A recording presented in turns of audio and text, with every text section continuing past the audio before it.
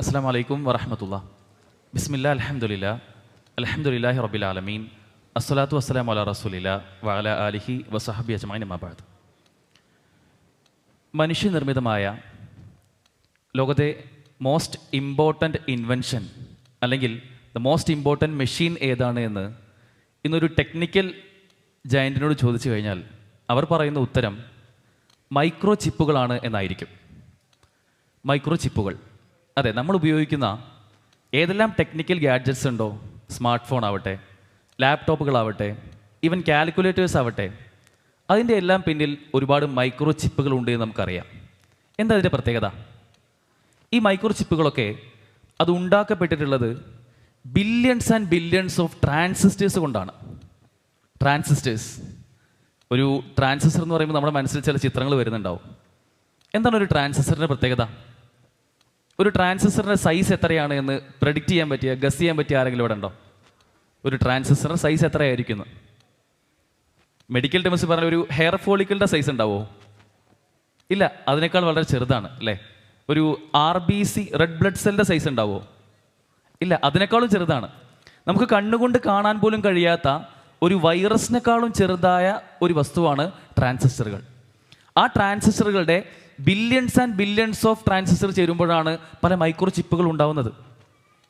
ഈ ട്രാൻസിസ്റ്ററുകളെ പറ്റി പലപ്പോഴും പറയാറുണ്ട്, it is the most important commercial product that humanity have ever made എന്നാണ്. അത്രമാത്രം സങ്കീർണമാണ് ഈ ട്രാൻസിസ്റ്ററുകളുടെ ഒരു ലോകം. ഇൻറ്റലിൻ്റെ കോഫൗണ്ടറായിട്ടുള്ള ഗോർഡൻ മൂർ, അദ്ദേഹം ഒരു സമയത്ത് പറയുന്നുണ്ട്, ഈ ട്രാൻസിസ്റ്ററുടെ ഒരു ലോകം അത് ഭയങ്കര സങ്കീർണമാണ്. ട്രാൻസിസ്റ്ററുകൾ അത് ഉണ്ടാവാൻ അതിനുവേണ്ടി മനുഷ്യരാശി എടുത്ത എഫേർട്ടുകൾ അത് മറ്റ് ഇൻഡസ്ട്രികൾ എല്ലാവരും എടുക്കുകയാണെങ്കിൽ ആ ഇൻഡസ്ട്രികൾക്ക് ഒക്കെ വളർച്ച ട്രാൻസിസ്റ്റർ ഇൻഡസ്ട്രിയുടെ അതുപോലെ തന്നെ വളർന്നിരുന്നുവെങ്കിൽ ഇന്ന് കാർ ഇൻഡസ്ട്രിയിൽ ഉദാഹരണം എടുക്കുകയാണെങ്കിൽ അതിൻ്റെ വളർച്ചയും മറ്റേതുപോലെ തന്നെ ആയിരുന്നെങ്കിൽ ഇന്ന് നമ്മൾ കാണുന്ന കാറുകൾ അതിൻ്റെ speed, it will be the speed of light. അതിൻ്റെ ഫ്യൂവൽ എക്കണോമി എന്നുള്ളത് ഇന്ന് നമ്മൾ അതേ രൂപത്തിൽ വളരുകയാണെങ്കിൽ ഒരുപക്ഷെ ഒരു ചെറിയൊരു ഇത്തിരി ഫ്യൂവൽ കൊണ്ട് തന്നെ കാറിന് ഒരുപക്ഷെ ഭൂമിയെ വലം വയ്ക്കാൻ സാധിക്കുമായിരുന്നു.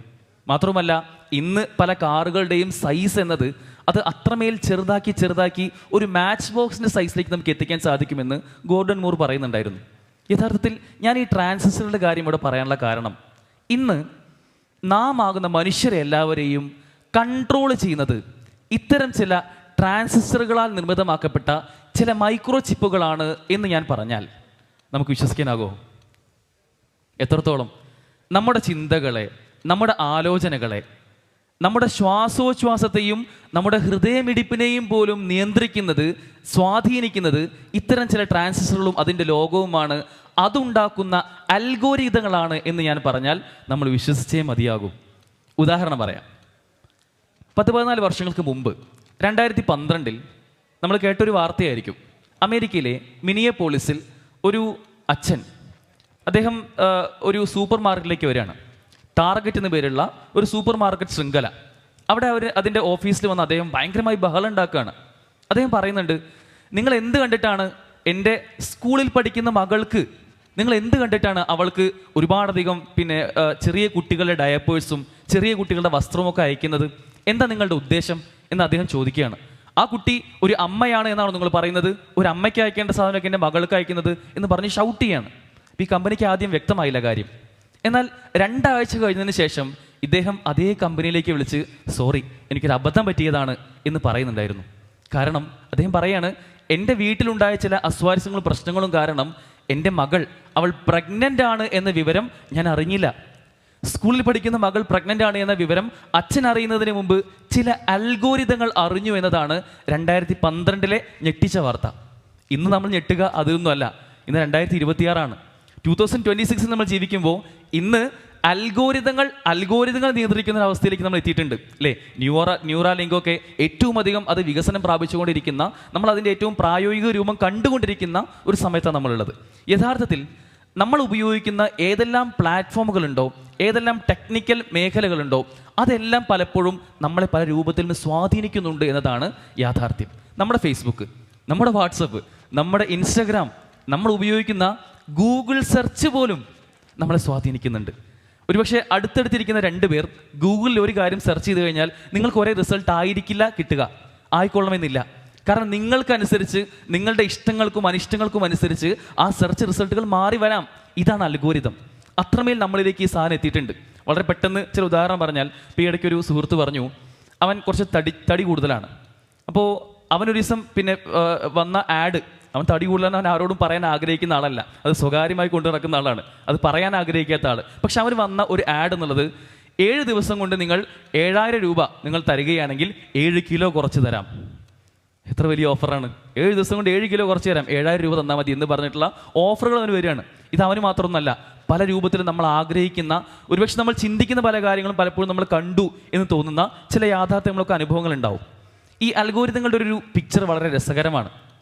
നമ്മൾ ഒരുപക്ഷെ നമ്മുടെ മൊബൈൽ ഫോണിൽ ഒരു കാര്യം ഒരുപക്ഷെ നമ്മൾ കണ്ട് നമ്മൾ ഇഷ്ടപ്പെടുകയാണെങ്കിൽ, if we see a reel for more than 3 seconds, then അവർക്കത് മനസ്സിലാകും നമുക്ക് ആ റീൽ ഇഷ്ടമാണ്, അത്തരം വിഷയങ്ങൾ നമുക്ക് താല്പര്യമുണ്ട് എന്ന് അവർ റെക്കഗ്നൈസ് ചെയ്യാണ്. നമ്മളെങ്ങാനും അതിനൊരു ലൈക്ക് കൊടുത്താൽ, ഒരു ലവ് ചിഹ്നം അതിന് കൊടുത്തു കഴിഞ്ഞാൽ, they admire that we have to see that more, അത് ഇനിയും ഇനിയും കാണാൻ നമ്മൾ ആഗ്രഹിക്കുന്നുണ്ട് എന്ന് അവർക്ക് മനസ്സിലാകുന്നു. നമ്മളത് ഷെയർ ചെയ്യുകയാണെങ്കിലോ നമ്മൾ അതിൻ്റെ വക്താവാണ് എന്ന കാര്യം കൂടി അവർ അവിടെ നോട്ട് ചെയ്യപ്പെടുകയാണ്. പിന്നീട് സ്വാഭാവികമായിട്ട് നമുക്ക് വരുന്ന എല്ലാ ഇമേജുകളും റീലുകളും ടെക്സ്റ്റുകളും ഒക്കെ ആ രൂപത്തിലായിരിക്കും. നിങ്ങളിൽ പലർക്കും പല അനുഭവം ഉണ്ടാവും. പൊതുവേ ഈ ന്യൂ ഇയർ ഒക്കെ കഴിഞ്ഞ സമയമായതുകൊണ്ട് ന്യൂ ഇയർ ചലഞ്ച് എടുക്കുന്ന ആൾക്കാരുണ്ടാവും. ഞാൻ ഇനി മുതൽ എന്നും ജിമ്മിൽ പോകും എന്നൊക്കെ തീരുമാനിച്ചിട്ടേ ഉണ്ടാവുള്ളൂ. പക്ഷേ ജനുവരി 1 മുതൽ ജിമ്മിൻ്റെ പല ആഡുകൾ വരുന്നത് കാണാൻ സാധിക്കും.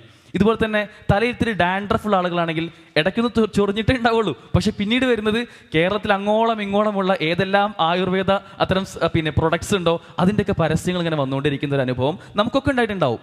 യഥാർത്ഥത്തിൽ നമ്മൾ ചിന്തിക്കുന്ന ചിന്തകളെ പോലും ഇത് സ്വാധീനിക്കുന്നുണ്ട് എന്ന് ഞാൻ പറഞ്ഞാൽ അതൊരിക്കലും ഒരു തെറ്റാകില്ല എന്നതൊരു സത്യമാണ്. നമുക്കറിയാം, പലപ്പോഴും നമുക്ക് ഈ ഇത്തരം കാര്യങ്ങളൊക്കെ പറയുമ്പോൾ നമ്മൾ കാണുന്ന റീലുകൾ, നമ്മൾ കാണുന്ന ഇമേജുകൾ, നമ്മൾ കേൾക്കുന്ന ഓഡിയോകൾ, നമ്മൾ സെർച്ച് ചെയ്യുന്ന ചില പ്രോംപ്റ്റുകൾ അടക്കം, ഇതൊക്കെ നമുക്ക് ചിലപ്പോൾ പലപ്പോഴും ഒരു 10 വർഷം മുമ്പുള്ള കാര്യം ആലോചിച്ച് നോക്കുക. 2016 മുതൽ 2026 വരെയുള്ള പല കാര്യങ്ങളും നമ്മൾ പലതും ചെയ്തിട്ടുണ്ടെങ്കിലൊക്കെ നമുക്കത് ഒരു ഹിസ്റ്ററി ആയിട്ടായിരിക്കും നമ്മൾ കാണുന്നുണ്ടാവുക. പക്ഷേ ഈ അൽഗോരിതങ്ങൾക്കത് അങ്ങനെയല്ല. അവർക്കതൊരു സ്റ്റാറ്റിസ്റ്റിക്കൽ ഡാറ്റയാണ്. ആ ഡാറ്റ വെച്ചാണ് പലപ്പോഴും നമ്മളെ നിയന്ത്രിക്കുക. നമ്മുടെ ഏജ്, നമ്മുടെ ജോബ്, നമ്മുടെ ഫാമിലി, നമ്മുടെ സാഹചര്യം എന്താണ്, നമ്മുടെ കാലാവസ്ഥ ഇപ്പോൾ എങ്ങനെയാണ്, ചൂടാണോ തണുപ്പാണോ, നമ്മുടെ ലൊക്കേഷൻ എവിടെയാണ്, ഇത് ഏത് പ്രകൃതമുള്ള സ്ഥലമാണത്, അതുപോലെ തന്നെ നമ്മുടെ ഭാഷ എന്താണ്, നമ്മുടെ ഇഷ്ടങ്ങൾ എന്താണ്, അനിഷ്ടങ്ങൾ എന്താണ്, ഇതെല്ലാം കൃത്യമായ പിക്ചർ അവിടെ ഉണ്ടാക്കി നമ്മളെ സാറ്റിസ്ഫൈ ചെയ്യുന്ന രൂപത്തിൽ പലതും നമ്മളിലേക്ക് കൊണ്ടുതരുന്ന ഒരു സാഹചര്യം നമുക്ക് കാണാൻ കഴിയും. യഥാർത്ഥത്തിൽ ഒറ്റ വാക്കിൽ പറഞ്ഞാൽ we are actually in a personal bubble. നമ്മളൊരു ബബിളിനകത്താണ്. ആ ബബിളിൽ നമ്മൾ ആഗ്രഹിക്കുന്നത് മാത്രം എത്തുന്ന നമ്മുടേതായ ഒരു ലോകത്ത് പലപ്പോഴും നമ്മൾ റിവോൾവ് ചെയ്യുന്ന ഒരു സാഹചര്യമുണ്ട്. എന്താ ഇതിൻ്റെയൊക്കെ ഒരു പ്രശ്നം? ഇങ്ങനെ പോയാലും കുറച്ച് കുഴപ്പമൊന്നുമില്ലല്ലോ എന്ന് ആലോചിക്കുന്ന ആളുകൾ അറിയേണ്ട കാര്യം, ഇത്തരത്തിൽ പോയി കഴിഞ്ഞാൽ we are just a passive consumer only. നമ്മൾ പലതും കൺസ്യൂം ചെയ്യാൻ, അതും ആരോ ഉണ്ടാക്കുന്ന പലതും കൺസ്യൂം ചെയ്യുന്ന ഒരവസ്ഥ മാത്രമേ നമുക്ക് ഉണ്ടാവുന്നുള്ളൂ. മാത്രമല്ല നമ്മുടെ ഇമോഷൻസിനെ വരെ ഇത് ബാധിക്കുന്നുണ്ട്.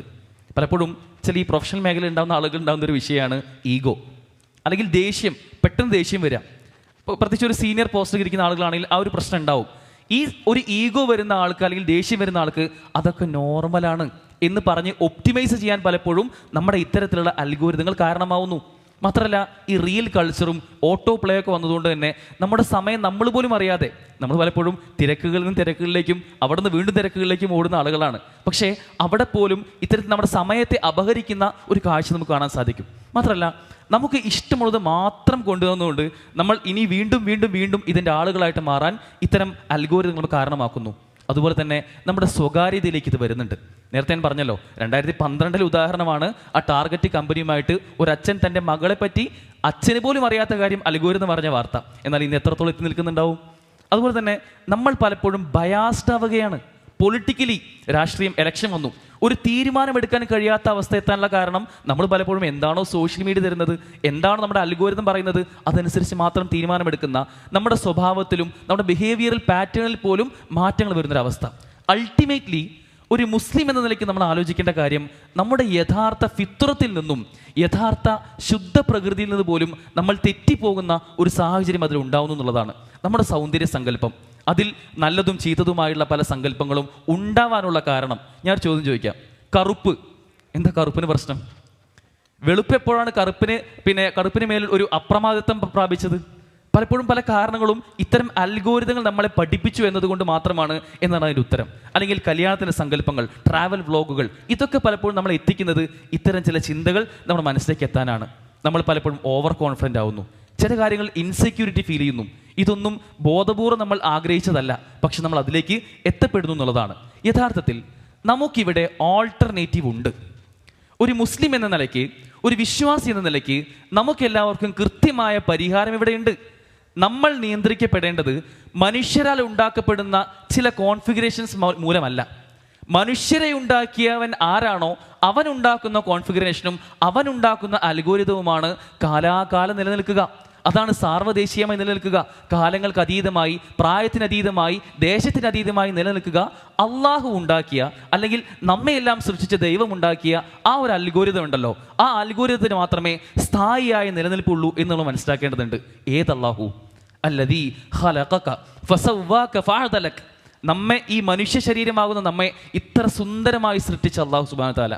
നേരത്തെ പറഞ്ഞ ട്രാൻസിസ്റ്റർ ഉദാഹരണം ഉണ്ടല്ലോ, അത് സങ്കീർണമാണ്, നമുക്കറിയാം. പക്ഷേ നമ്മുടെ ശരീരത്തിലെ ഒരു കോശം എടുത്ത് നോക്കിക്കഴിഞ്ഞാൽ even A cell is much more complicated than A single transistor. നമുക്ക് കാണാൻ കഴിയും, നമുക്ക് പഠിച്ചാൽ മനസ്സിലാക്കാൻ സാധിക്കും. അതുകൊണ്ട് തന്നെ അള്ളാഹു നമ്മോട് പറഞ്ഞ ഒരു കൽപ്പനയുണ്ടെങ്കിൽ, ചില കോൺഫിഗറേഷൻസ് ഉണ്ടെങ്കിൽ അതിലേക്ക് മടങ്ങുക എന്നതാണ് ആത്യന്തികമായ പരിഹാരം. അങ്ങനെ മടങ്ങിയ ആളുകളായിരുന്നു അള്ളാഹുവിൻ്റെ റസൂൽ സല്ലല്ലാഹു അലൈഹി വസല്ലം. റസൂലിൽ പഠിച്ച സ്വഹാബിമാർ റളിയല്ലാഹു അൻഹും അജ്മഈൻ, അവരെല്ലാവരും അങ്ങനെ ആ അള്ളാഹുവിൻ്റെ കോൺഫിഗറേഷൻ യാതൊരു മടിയുമില്ലാതെ ഏറ്റെടുത്ത ആളുകളായിരുന്നു. തങ്ങളുടെ ജീവിതത്തിൽ മാറ്റങ്ങൾ ആവശ്യമുണ്ട് എങ്കിൽ തീർച്ചയായും ആ മാറ്റത്തിന് വിധേയരായിരുന്നു അവർക്കതിനൊരു മടിയും ഉണ്ടായിരുന്നില്ല. പ്രിയപ്പെട്ടവരെ, നമുക്കും അങ്ങനെ ആവണം. നമ്മുടെ ജീവിതം തിരക്കുകളിലേക്കും പ്രൊഫഷണലിൻ്റെ ഏറ്റവും ഉത്തുംഗതയിലേക്ക് നമ്മൾ പോകുമ്പോൾ സ്വാഭാവികമായിട്ടും നമ്മൾ മറന്നു പോകുന്ന, നമ്മൾ പോലും അറിയാതെ നമ്മുടെ കോൺഫിഗറേഷൻസും നമ്മുടെ അൽഗോരിതവും മാറ്റപ്പെടുന്ന ഒരു സാഹചര്യം ഉണ്ട് എങ്കിൽ തീർച്ചയായും നമുക്ക് ചില മാറ്റങ്ങൾ അനിവാര്യമാണ്. നമ്മൾ സ്വയം മാറിയാലല്ലാതെ അത്തരം വലിയ മാറ്റങ്ങളിലേക്ക് നമുക്ക് എത്താൻ സാധിക്കുകയില്ല. ഈ ഒരു സമയത്ത്, കാലങ്ങനെ മുന്നോട്ട് പോകുന്ന സമയത്ത് നമുക്ക് വേണമെങ്കിൽ ഏറ്റവും കൂളായി, സിമ്പിളായി ഒരു ഓട്ടോ പൈലറ്റ് മോഡിട്ട് നമുക്ക് അങ്ങനെ സഞ്ചരിക്കാമായിരുന്നു. പക്ഷേ അതിൽ യാതൊരു അർത്ഥവുമില്ല. നമ്മുടെ ജീവിതം വ്യർത്ഥവും നിരർത്ഥകവുമായി മാറുന്ന ഒരു സാഹചര്യം ഉണ്ടാവുമെന്നല്ലാതെ മറ്റൊന്നും ഉണ്ടാവില്ല. അതുകൊണ്ട് നമ്മൾ മനസ്സിലാക്കുക, ജീവിതത്തിൽ ചില മാറ്റങ്ങൾ ആവശ്യമുണ്ട്. നമ്മുടെ കോൺഫിഗറേഷൻസിൽ ചില എഡിറ്റിങ്ങുകളും ആഡിങ്ങുകളും മാത്രമല്ല നമുക്ക് വേണ്ടത്, ചില റീസെറ്റുകൾ നടത്താനാണ് നമുക്ക് ആവശ്യമുള്ളത്. തീർച്ചയായും പ്രൊഫൈസ് 5.0 നമ്മളെ ക്ഷണിക്കുന്നത് അത്തരം ചില റീസെറ്റിംഗ് ഓഫ് അവർ കോൺഫിഗറേഷൻസ് എന്ന വിഷയത്തിലേക്ക് തന്നെയാണ്. ഈ ഒരു ദിവസം നിങ്ങൾക്ക് അത്തരത്തിൽ ഏറ്റവും മനോഹരമായ, ജീവിതത്തിൽ ഇന്ന് വരെ അനുഭവിച്ചിട്ടില്ലാത്ത ഒരുപാട് ആസ്വാദനങ്ങൾ ആസ്വദിക്കുവാനും ജീവിതത്തെ മാറ്റിമറിക്കുവാനും കാരണമാകും എന്ന കാര്യത്തിൽ സംശയമില്ല. അള്ളാഹു നമ്മേവരെയും സഹായിക്കുമാറാകട്ടെ. വാഹിർ ദഅവാന അനിൽ ഹംദുലില്ലാഹി റബ്ബിൽ ആലമീൻ. അസ്സലാമു അലൈക്കും വറഹ്മത്തുള്ളാഹി വബറകാതുഹു.